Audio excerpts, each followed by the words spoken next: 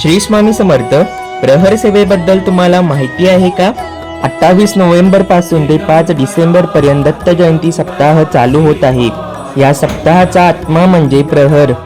गुरुमाऊली नेहमी म्हणत असतात, पारायणला कमी लोक बसले तरी चालतील, परंतु प्रहर सेवा जास्तीत जास्त सेवेकऱ्यांनी केली पाहिजे। तर हे प्रहर म्हणजे काय? प्रहर म्हणजे पहारा, स्वामी समर्थ महाराजांची पहारेदारी। तुम्हाला वाटेल साक्षात स्वामींची पहारेदारी ती देखील सामान्य माणसाने कशी करावी, पण या सप्ताहातच आपण आपल्या केंद्रात स्वामींची पहारेकरी करणार आहोत।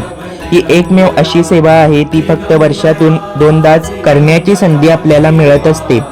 पारायण, जप, यज्ञ वर्षभरात केव्हाही करू शकतो, पण प्रहर नेहमी करता येत नाही। त्यामुळे कोणत्याही व्यक्तीचे गंभीर प्रश्न या सप्ताहात केलेल्या सेवेमुळे सुटत असतात। अखंड 24 तास प्रहर सेवा चालू असते।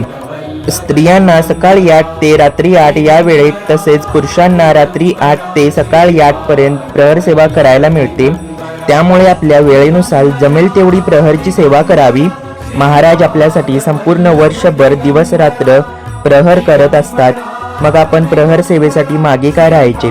स्वामी 365 दिवस आपली पहारेदारी करतात, पण आपल्याला त्यांची परतफेड करण्यासाठी हेच दिवस स्वामी देत असतील, म्हणून या संधीचे सोने सर्वांनी करावे।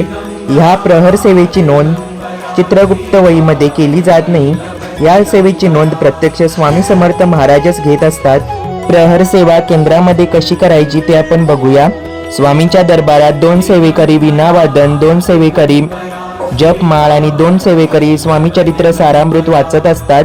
दुपारी 12 ते 4 आणि रात्री 12 ते 4 या कठीण वेळेत झोपेचा त्याग करून प्रहर सांभाळणाऱ्या सेवेकऱ्यांना महाराजांचा आशीर्वाद मिळत असतो, कारण या काळात गाढ झोप येत असून आपण जागे राहून प्रहर सेवा करत असतो। प्रहरसाठी आपण दिलेला वेळ हा ज्या वेळेस आपल्यावर संकट येतात त्यावेळेस महाराज व्याजासकट हा वेळ आपले संरक्षण करून परत देत असतात। या प्रहरामुळे सर्व प्रकारचे त्रास, भोग, दुःख नष्ट करण्याचे काम स्वामी समर्थ महाराज करत असतात। सप्ताहात पारायण केले आणि प्रहर नाही केला तर पारायण अपूर्ण समजले जाते। प्रहर करताना काही नियमही आहेत।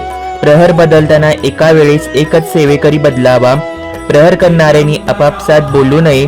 प्रहर सेवेसाठी येताना काळे वस्त्र घालून येऊ नये। प्रहर बदलताना एकमेकांच्या पाया पडू नये। हे नियम पाळून आपण महाराजांच्या प्रहर सेवेत सहभागी होऊया। ही सेवा म्हणजे महाराजांनी दिलेली एक सुवर्ण संधीच आहे। या सेवेत सहभागी होऊन आपण संधीचे सोने करूया। श्री स्वामी समर्थ।